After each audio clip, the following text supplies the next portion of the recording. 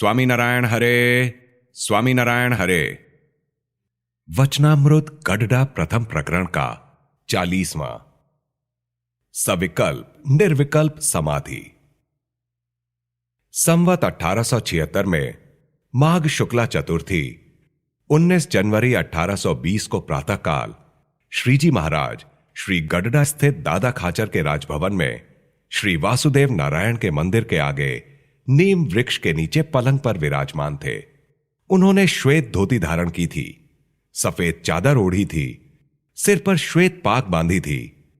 उस पाग में पीले पुष्पों का तुर्रा लटक रहा था और कंठ में पीले पुष्पों का हार पहना था। उनके मुखारविंद के समक्ष सभा में समस्त मुनि तथा स्थान स्थान के हरिभक्त बैठे थे। तब मुक्तानंद स्वामी ने श्रीजी महाराज से प्रश्न पूछा, हे महाराज, सविकल्प समाधि तथा निर्विकल्प समाधि किसे कहते हैं?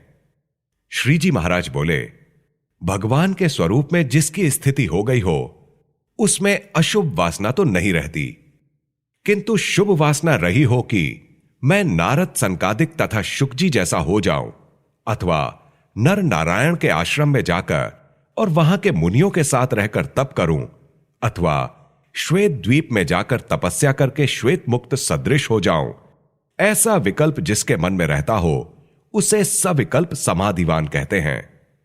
और जिसे ऐसा विकल्प ना हो तथा अक्षर ब्रह्म के साधर्म्य भाव को प्राप्त करके केवल भगवान की मूर्ति में ही निमग्न रहता हो उसे निर्विकल्प समाधिवान कहते हैं। फिर मुक्तानंद स्वामी ने प्रश्न पूछा कि हे महाराज, भक्ति तथा उपासना में क्या अंतर रहता है?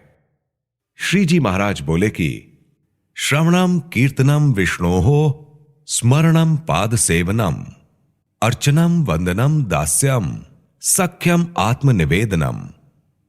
इस तरह प्रीतिपूर्वक नव प्रकार से भगवान की जो भक्ति की जाती है उसे भक्ति कहते हैं, तथा उपासना तो उसे कहा जाता है जिसे भगवान के स्वरूप में सदैव साकार भाव की दृढ़ निष्ठा हो।